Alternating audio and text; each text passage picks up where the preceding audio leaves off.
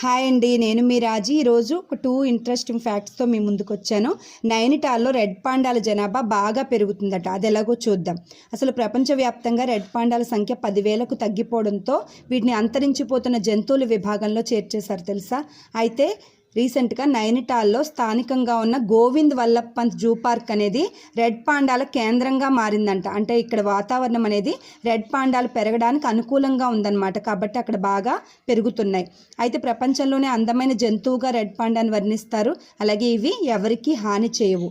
Next ఇంకో interesting fact ఏంటంటే, Odisha west Bengal సరిహద్దుల్లోని బంగాళాఖాతంలో ఒక కొత్త రకం సముద్రపు జీవి కనిపించిందంట.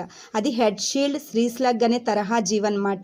ఇది ఉదయ్పూర్ ఢిగా తీరంలో తిరుగుతూ ఉంటుంది.